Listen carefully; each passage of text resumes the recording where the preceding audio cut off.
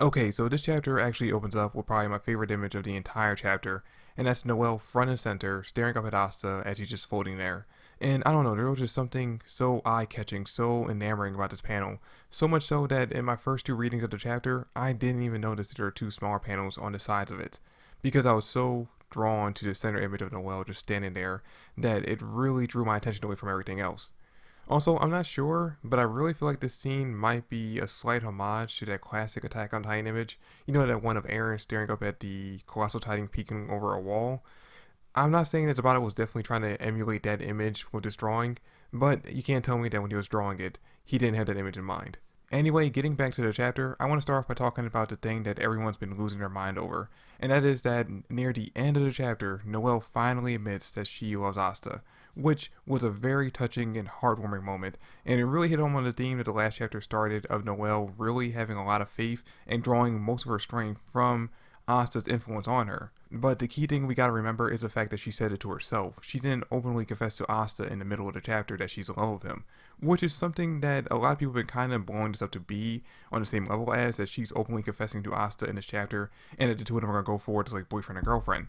That's not really gonna be happening. In fact, I don't really see the relationship changing at all going forward in the series until maybe near the very end. Because, I mean, it's not like from now on Noelle's going to do a complete 180 on her character, where she's going to start being openly affectionate towards Asta, like the same way that Mimosa has been since she realized that she's been in love with Asta since pretty much their first introduction to each other. She has too much pride for that. And because of her pride, Noelle's not going to be the one to openly confess to him. She's going to wait until he confesses to her. So yeah, like I said, the two of them going forward are pretty much going to have the same exact relationship, where Noelle's going to continue to be kind of a tsundere character around Asta, not really wanting to admit to him at least that she's in love with him. In fact, I don't see her actually telling anybody else, even though I think this is actually something that pretty much everyone aside from Noelle, Asta, and Yami were already aware of. So again, nothing's really going to change going forward when it comes to the relationships between these characters. That being said, I'm glad Tabata's not afraid to involve so much romance in this story, because it's not something that you normally see from a battle manga and Shonen Jump.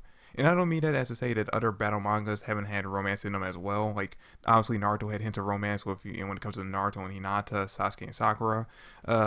Bleach obviously had hints of romance every now and then, even though fans will argue whether or not the romance that we got at the end of that series was the one we were getting hints towards the entire time.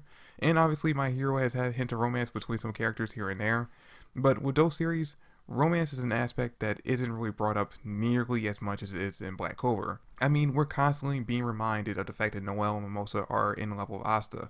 And I mean, anytime the two of these characters are on screen together, we're constantly being reminded of the fact that Charlotte is secretly in love with Yami. And hell, even in the anime, they had an entire filler arc that ultimately was about the love story between two filler characters. There's so much romance involved with this series, and I really enjoy it. Anyway, getting into the rest of the chapter, even though he was able to get rid of the curse that was going to blow her up, Asta can't take away all the curses that are currently affecting Warpatica, which makes sense because if he actually was able to get rid of all of her curses, that would be a little too convenient for the plot and take away a lot of the suspense and drama from this fight. So unfortunately, even though Warpatica, at the end of my last review, I said that she was going to be turned back into a human, she is stuck still being a devil for the current moment, at the very least until they end up dealing with Megicula once and for all. And speaking of Megicula, she's actually pretty impressed with Asta in this chapter, and actually she calls him quite interesting, but she knows that she has to get rid of him as fast as possible, otherwise he could be a huge hindrance to her plan overall. So she tries to forcefully kill Warpatica and Monica in this chapter using a curse that would insta-kill them, but the curse is immediately broken, surprisingly enough by Charlotte, who we end up finding out, along with Real, is actually back up and stronger than ever. And the reason for this is because of Real's magic from 2 chapters ago, Twilight Valhalla, which at first I thought was just going to be a defensive magic that will protect him and his allies from any harm while his Valkyries fought for him. But apparently, this magic actually has a few different abilities that I wasn't already aware of. First of all, it gives its user and any ally near him a major boost in magic power. And then second, it makes them be able to pretty much ignore any damage they take going forward. So as long as the spell is active, they are pretty much near immortal. Now, the spell only lasts for a few minutes, but still, that's pretty damn broken. Although it has two major drawbacks that we find out in this chapter. The first is that since Real's not used to using this type of magic yet, it took a while for her to activate. That's why 2 chapters ago we saw him and Charlotte almost get killed even after he activated, because it was still in the activation stage. The second is that once the spell wears off, the people who are affected by it get hit with all the damage they ignored. And considering the two of them were already damn near on death's door, if they take any more damage in this fight, they're definitely going to be pretty much dead by the end of it. But even still, I gotta say, I really like the spell, and personally, I would put it up there with the spell that Magna used against Dante on a coolness factor. Also, I doubt that either of them are really going to end up dying at the end of this.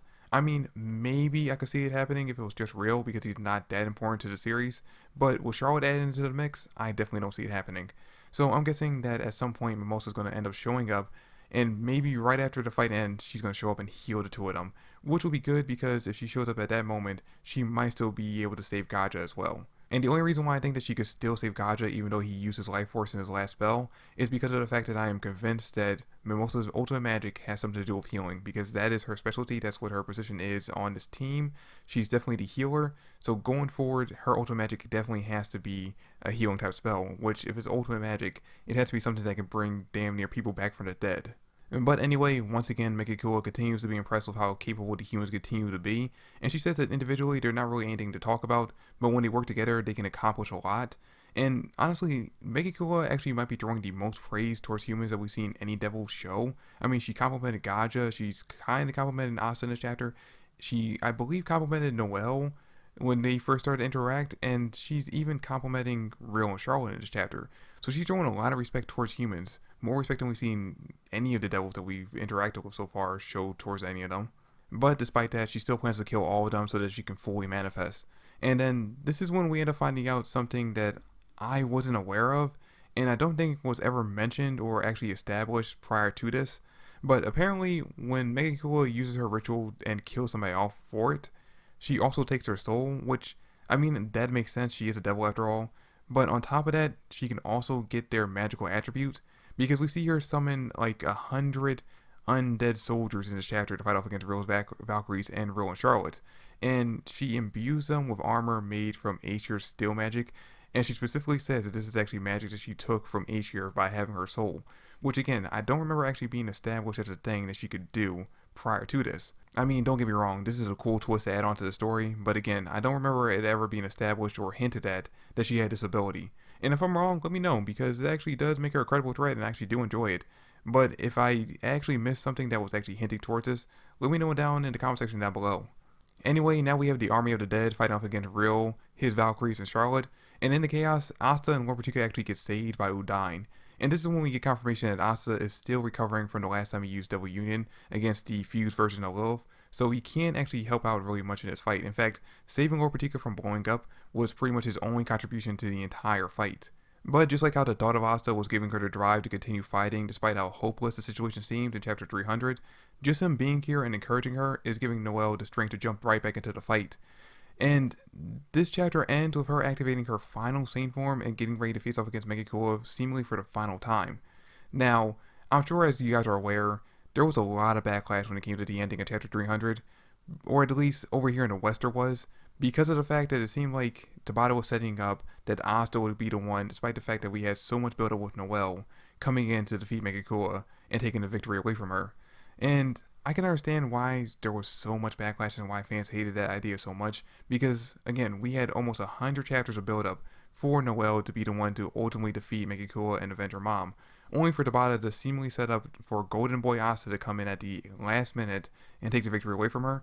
That's not really something that any of us would actually agree with. But if we learned anything from chapter 301, it's that us fans need to be able to take a step back and wait to see how things play out before we flip out over it. Because even though sometimes it seems like an offer setting up one thing to happen, it doesn't mean it's going to happen the way we expect it to. And it could end up being something that we actually want happens in the end. So again, before we end up flipping out over something, we need to wait, see how things play out, and then if things play out in a way that we don't want it to, then we can lose our minds over it. But anyway guys, that's it for this week's chapter. I'm actually really interested in seeing what happens in chapter 302, because I imagine that that's going to be the final chapter for this fight with Noelle versus Megicula, and I'm really wondering exactly how Noelle is going to actually end up winning this fight, because if I remember correctly, Noelle did actually try to land one hit on Megicula before her Saint form actually deactivated, and even then Megicula was able to overpower her, so I can't really imagine how in this situation Noelle could still achieve the victory. Unless somehow she's in the range of Real's magic and is actually giving her a boost in power, maybe that way Noelle actually could achieve a victory. Or maybe Vonica, basically not wanting to lose her body and lose her life, finds a way to take control of herself long enough for Megicula to be weakened so Noelle can attack her. I don't know.